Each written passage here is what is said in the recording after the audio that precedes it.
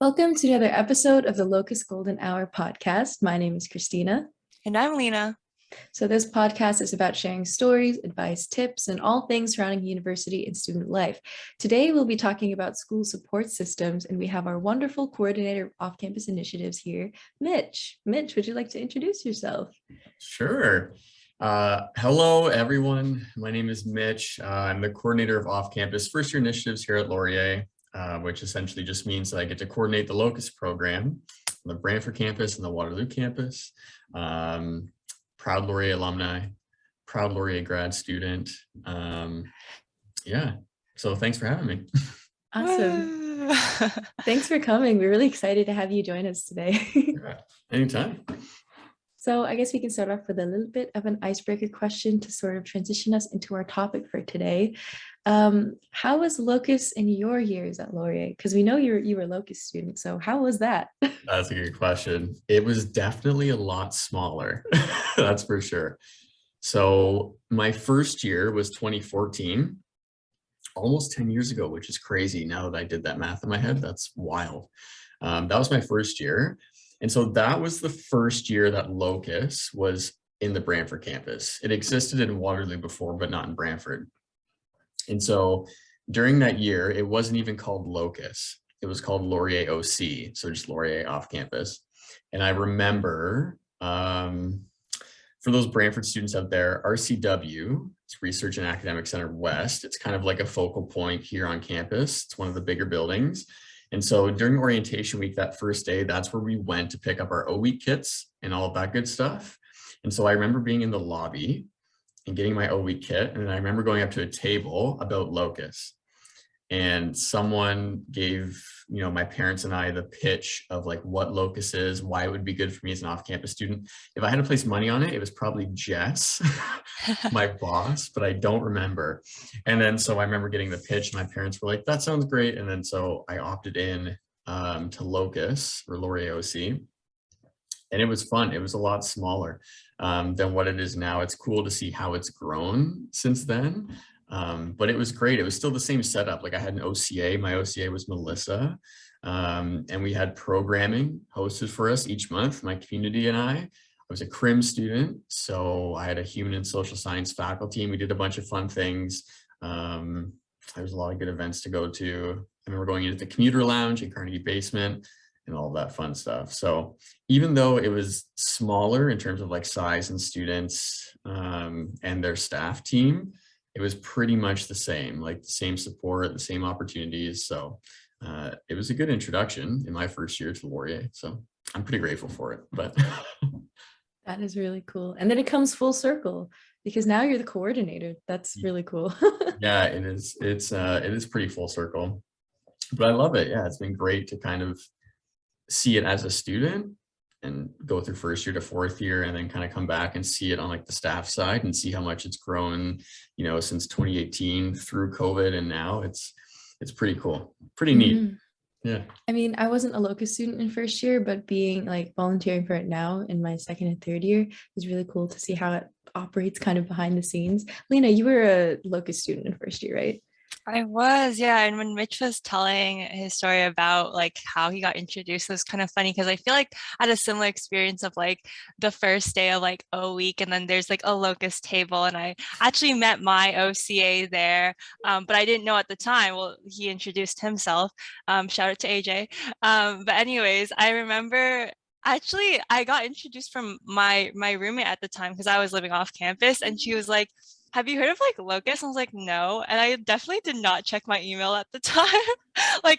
And she was like, oh, I got like an email like to join or whatever. And I was like, what is this? And I like checked my email, and then I saw, and like she registered for it first. And at the time, like before then, you had to like register and like pay a fee. And so I was like, I have no idea what this is, but sounds cool. And I just registered. And it was a great decision. It was the best decision of my first year. Let's just say that. But yeah, I was like, what is this thing? And then throughout like a week getting to kind of experience what it was, I was like really grateful. And then I joined my house council, and now we're here. We're on the other side, I guess, as well, to see like both the student perspective and then the staff side is really, really cool. That's awesome. I guess we can go a little bit more into our topic. So we're talking about school support systems. So what exactly is a support system? What is the definition of one? Well, we always start off with the basic. We do a little Google search, as one does, and according to Merriam-Webster, very reliable sources at this podcast here, it's a network of people who provide an individual with practical or emotional support.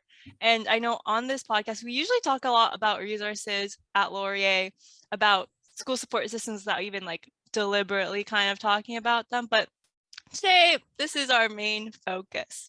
We're going to talk about all of the different support systems. I think it's very interesting because, at least from my point of view, I think a support system is a very broad kind of term of like you're a community of people that you can reach out to or talk to for several different reasons. So that's what we're going to talk about today.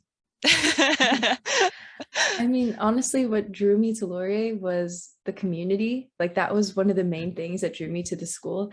And then I remember starting in first year, it was pretty clear to see what resources were available and that I could use. And then I know some people from other schools have told me that they don't really know what to do because they don't know what they have access to, but it's also overwhelming at times because I feel like, you know, in first year, they're like, bam, these are all the resources. And then you're like, oh my gosh, there's so many. Sometimes it's like hard to keep up, you know, you're like, okay, this is great. There's so many resources, but sometimes you forget or you don't know how to access them, or like it's a bit overwhelming as you're trying to transition into this whole new life and you're kind of thrown into it, right? Yeah, 100%. I remember the info fair for my orientation week. And that was like the most overwhelming moment of my life because here in Brantford, they host it in the RAC courtyard. So it's all outside and it's, you know, it was a beautiful sunny day, but all you see are just rows of table and like banners for like each different like service department. And it's like, what am I walking into? Where do I go? And everyone's like handing out swag and they're like, here, come learn about this. And I'm like, oh my God, like what?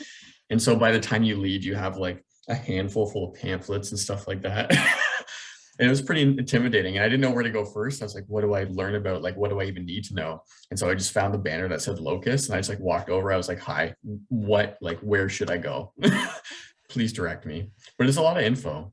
But yeah, I mean, when it comes to, I always think of Laurier and like the supports that's available. And whenever I try to explain it to students, it's like Laurier is a support system. Like Laurier in and of itself is one big support system, and all these different like units, centers, departments are just specialized areas.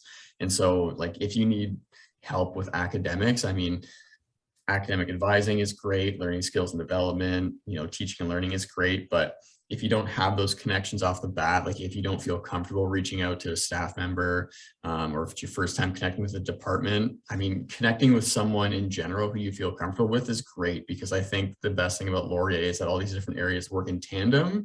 And so it's easy. Like if I am talking to a LOCUS OCA and they're like, well, I've never made an appointment with learning skills and development. I don't really know how that works. It's like, well, great, let me show you and like, let me pass you along to them. And it's a great way to kind of break the ice. So, I mean, you can go to anyone for support, and if it's not the right area, then they can direct you there right away. For sure.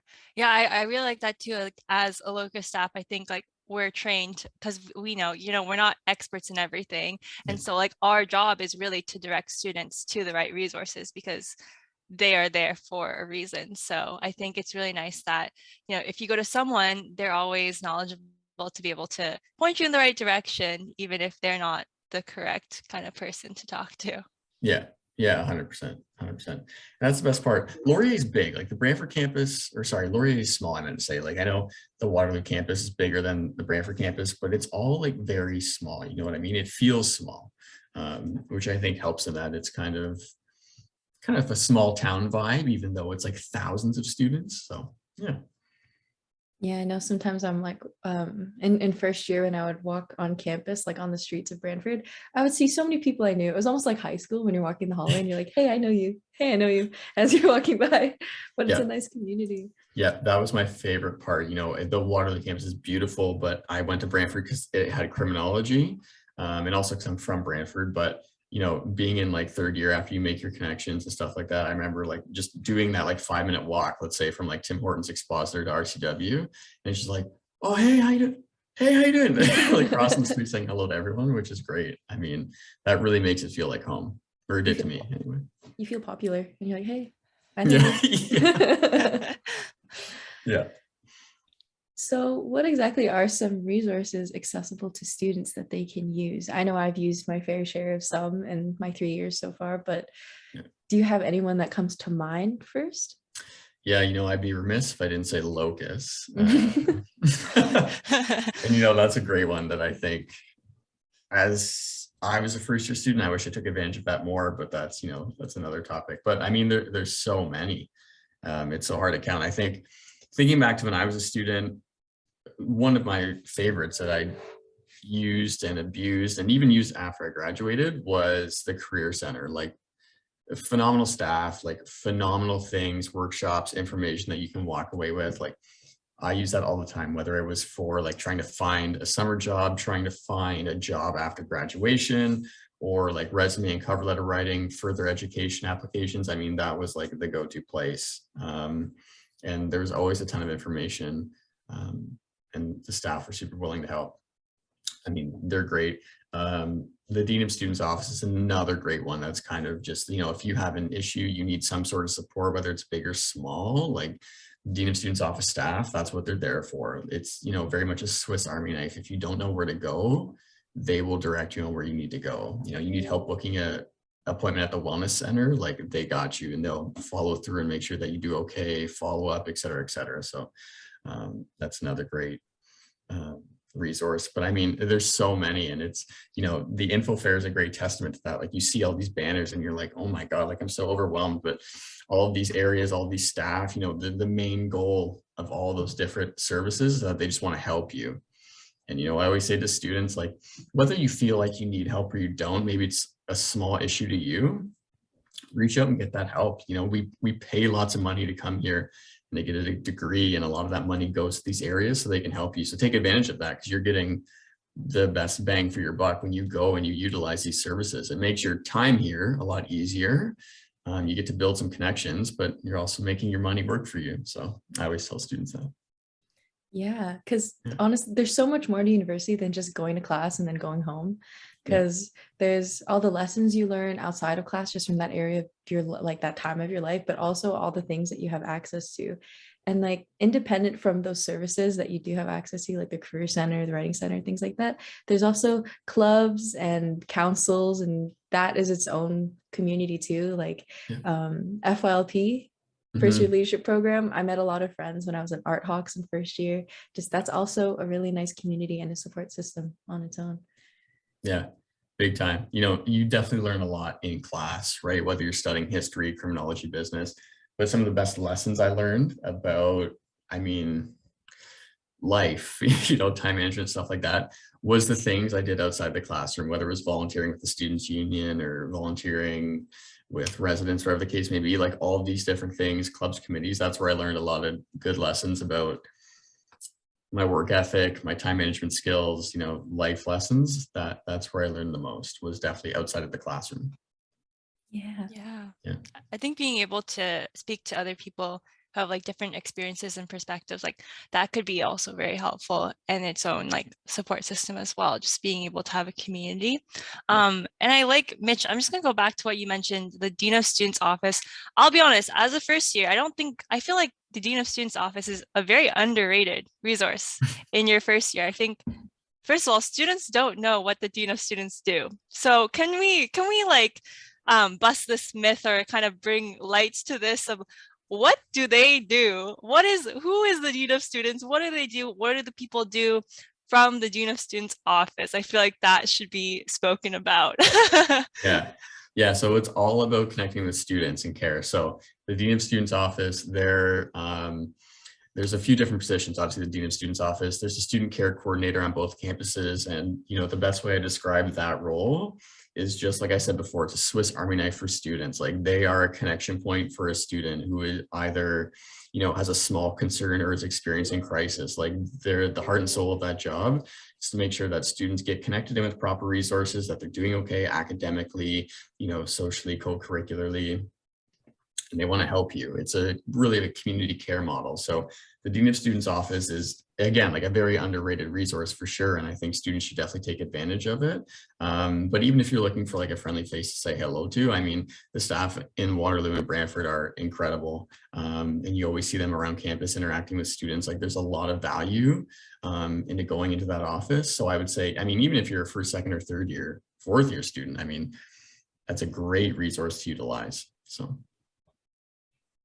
Thank you. Yeah, thank you for that explanation. I think for sure, hopefully our listeners, that was helpful for them, because I know like in my first year, I literally had no idea what they did.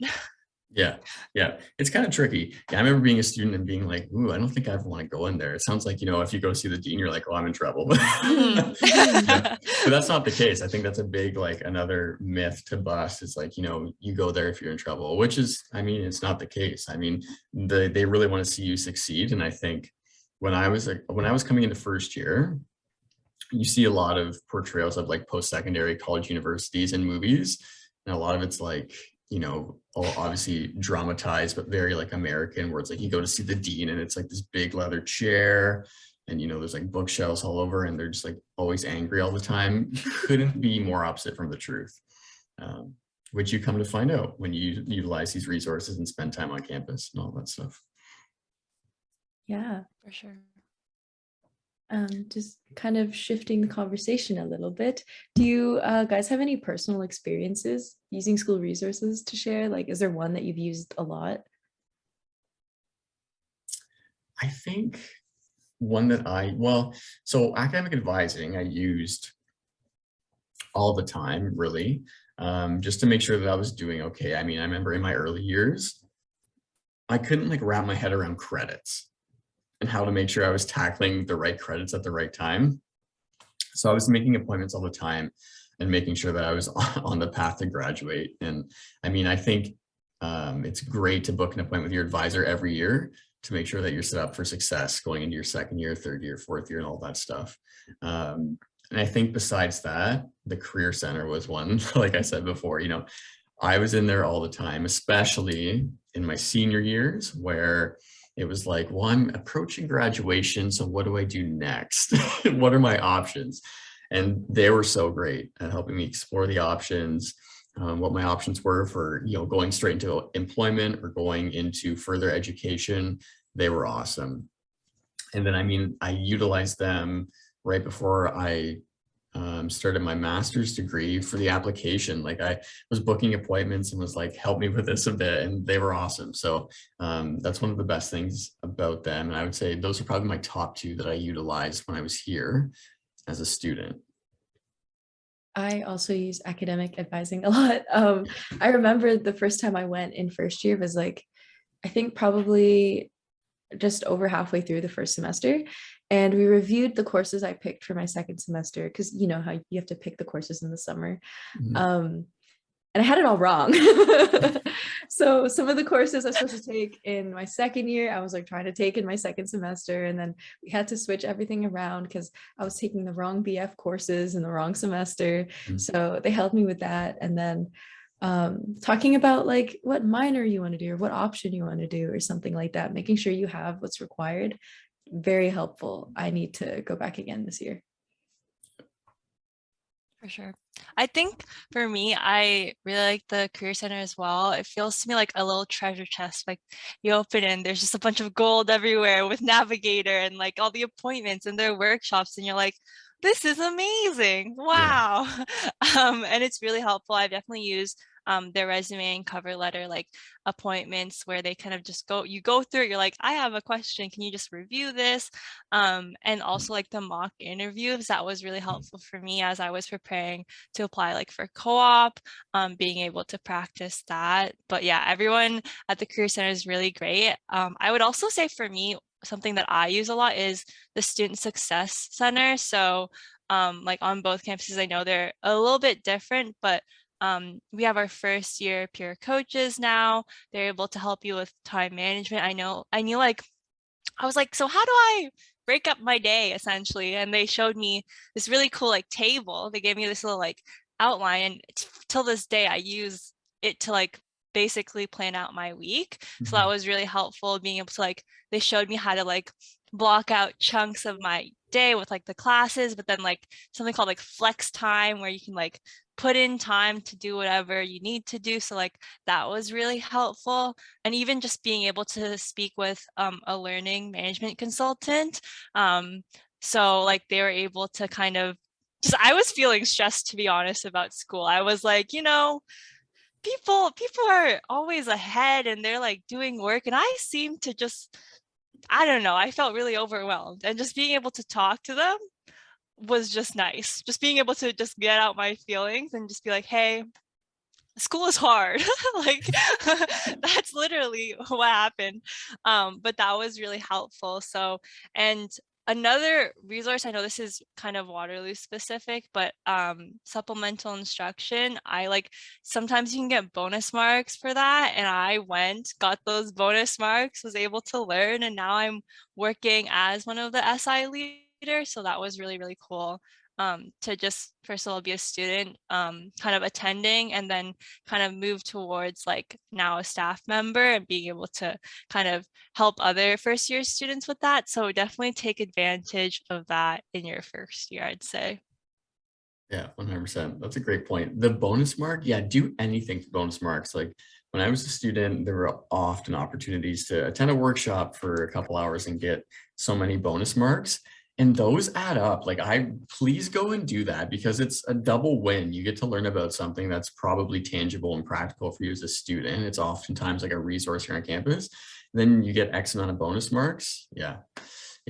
That's my biggest advice. Take advantage of those opportunities.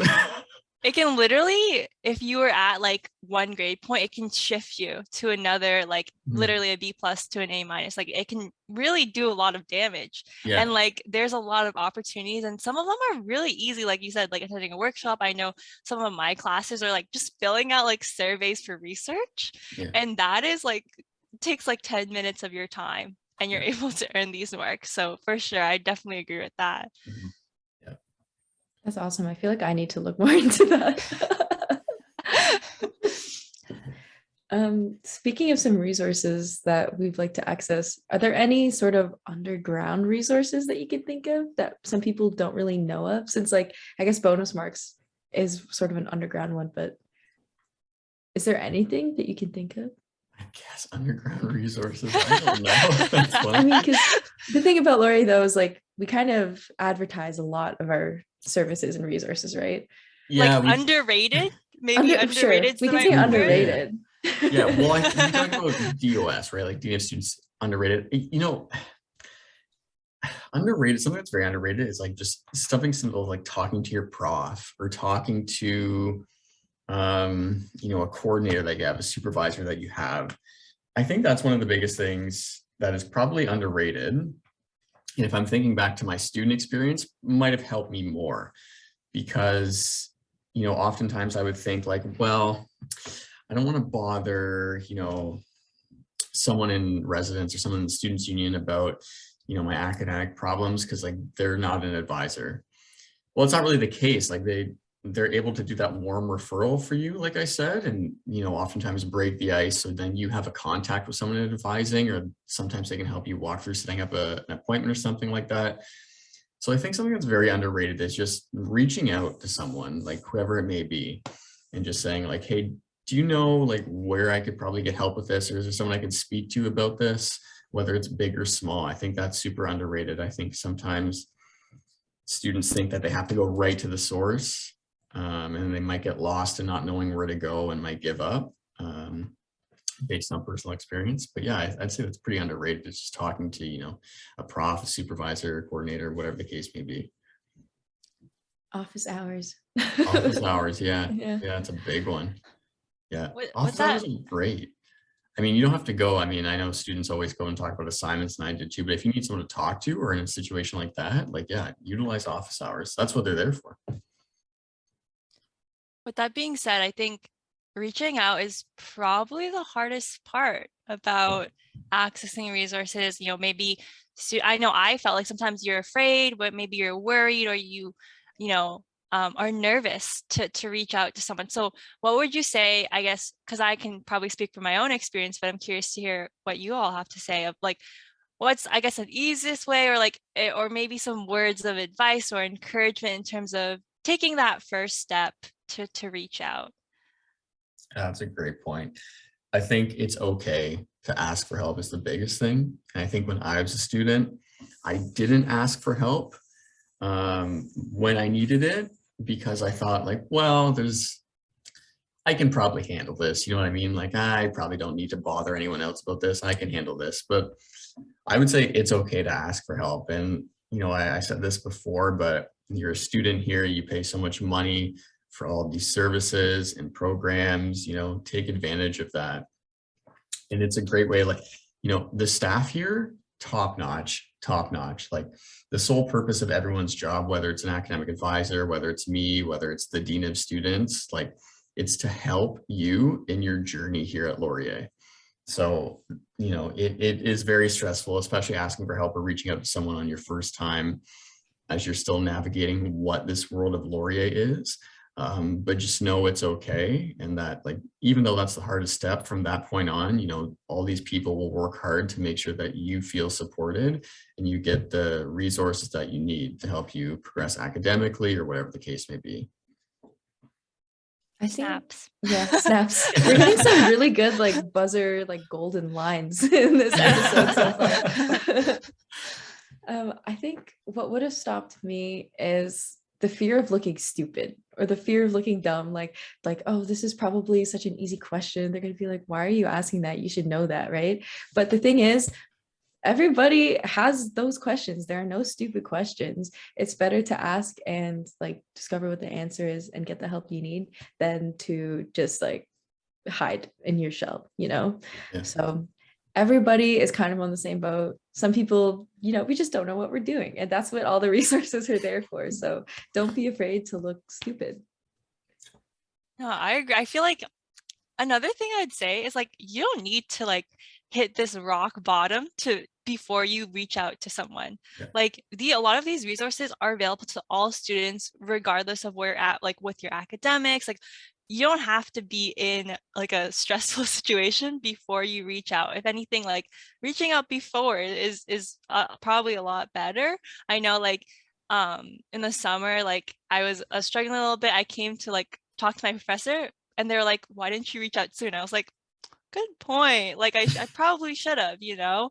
But you know, it is never too late to ever reach out. But again, like you can reach out whenever. Like you don't have to be like really in this like really bad point to reach out to any of these resources. Yeah. It's never too late to reach out. It's also never too early to reach out. Like that's the other side of it. You know, I always say, like I say to the team sometimes, like if you know you got a crazy week coming up or a crazy couple weeks coming up, just, you know, send a forewarning message so that we know how we can help kind of navigate your workload so you can kind of get through it and not feel stressed out about all these external responsibilities on your plate. Last but not least, I'd say as our year is wrapping up, which is really weird to say, yeah. This school year is wrapping up. So a lot of our listeners are finishing off their first year, about to transition into second year. What are some resources that are available for this transition into second year? A lot of these resources are available for all undergrad students and grad students, like kind of for your whole, you know, university career. But what are some, I guess, that you all have used in your second year that you recommend for our students as they move on to the next year? That's a good question. You know, I would say for one, like on the academic side of things, like, you know, utilizing those peer coaches, learning skills and development, student success, like those are great things, especially if you're concerned about the workload getting heavier next year or in your second year, or the course content getting harder and stuff like that. I mean, I think regular connections with that area in academic advising to make sure the academic side of it is cleaned up when you move into second year is a great one. I think outside of that, for students, maybe a student in residence is moving out on their own for the first time, a great resource I always say to students is the money management certificate. If you have to start buying groceries and doing all this stuff, living on your own, the money management certificate is great. It gives you some real tangible advice and ways that you can manage money on your own as an adult, paying rent and all of this stuff. And that's a great resource that, I think would be beneficial for all students, whether you're in first year or in third year. If you need that help, that's there for you. It's really great. Outside of that, I would say, just try and find your niche, like find your niche, whatever that is, whether that's a club within the Students' Union or a committee, whether it's LOCUS, Department of Residence, whatever the case may be, make sure you find your niche. Having a community outside of your classes is really great. I mean, that's a support system in and of itself, where you get time to feel a part of the Laurier community outside of just doing your work in class. I mean, that was a big one for me. It was just being able to find my niche, to find that group of people, that volunteer opportunity that really made me feel connected. That was a really big one for me. Snaps. Snaps. The whole time I was like, yeah.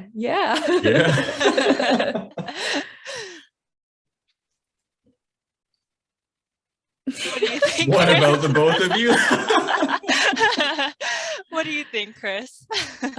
No, I agree with everything Mitch said. I think definitely do your best to keep in touch with the people that you did meet in first year, and some friendships will fall out, some will just phase out and whatever, but I still talk to some people I met in Art Hawks and whatnot, right? I still live with my first year residence roommate.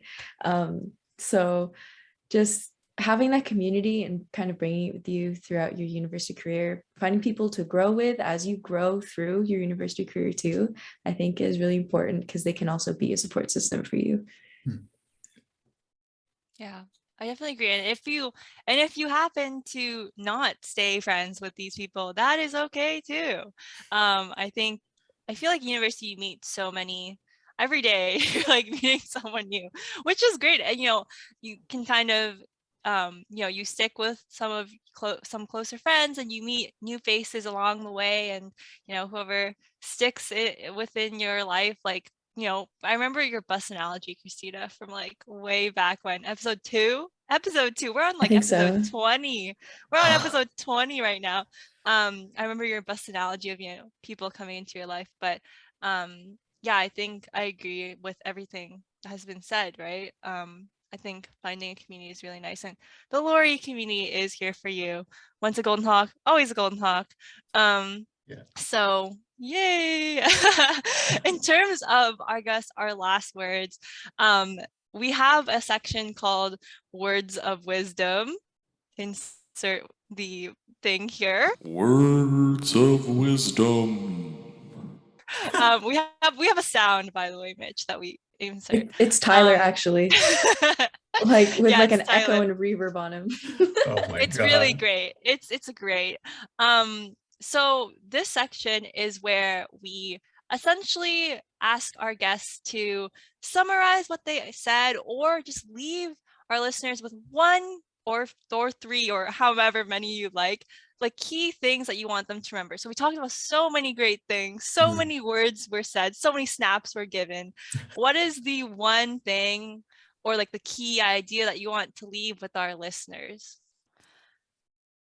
Well, I guess maybe I'll frame it like this. So what I often say to students when it comes to their time at Laurier or in post-secondary in general is really what you put into it is what you get out of it.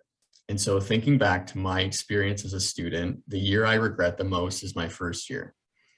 Not because it was terrible, but because that was the year I was least involved. I didn't venture out. I didn't take advantage of any of these resources we talked about. I didn't attend a lot of LOCUS programming. Shamefully, I didn't. I didn't take advantage of my OCA. I didn't take advantage of office hours. And that was the year I regret the most, because I know if I did, I know if I had like 10 seconds of courage in certain moments, I would have had a better first year. It would have been more memorable. I would have made more friends. I would have felt more comfortable earlier. And that's why it's the one I regret the most. So when it comes to words of wisdom, I guess I would just say what you put into it is what you get out of it. You know, and reaching out for help sometimes can feel like the biggest step in the world. But I mean, there's a network of so many staff and so many student staff that are here to help you and make sure that first step is comfortable, but also pleasant, so that you can take that step again when you need it, whether it's for the Career Center or the Dean of Students office, whatever the case may be. So make sure you get, you know, your money's worth of your experience, you know, put in your heart and soul to your academics, to your co-curriculars. And by the time convocation comes, you'll wish you had one more year. I'd say that's my words of wisdom. Yeah. More snaps. Wow. Yeah. It goes by very quickly. It does. It does. It goes by too quickly. Yeah. Lina and I only have one more year after this year. Ah. I liked what you said about the 10 seconds of courage thing, because, you know, sometimes you're trying to make a decision and you hesitate and you're like, maybe I shouldn't do that, and then you don't. Sometimes you do need just that 10 seconds of courage to tell yourself that you can do it. There's this YouTuber that Lina and I like. I think you know where I'm going with this. There's this YouTuber that Lina and I like, and his motto or like life mantra is "Do It Excites."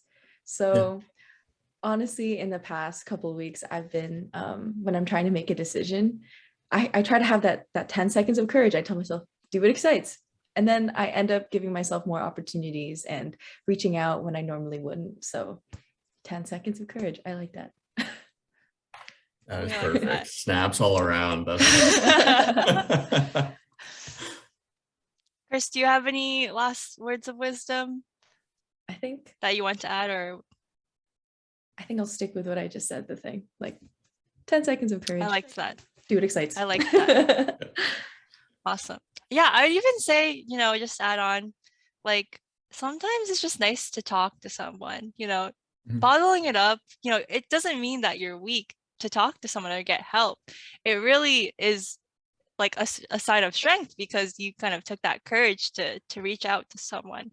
So even if it's just talking to a friend about what's going on, or taking that little leap of courage, that is in itself a big thing, and you should be proud of yourself if you take that step. And those are my words of wisdom for today. Nice.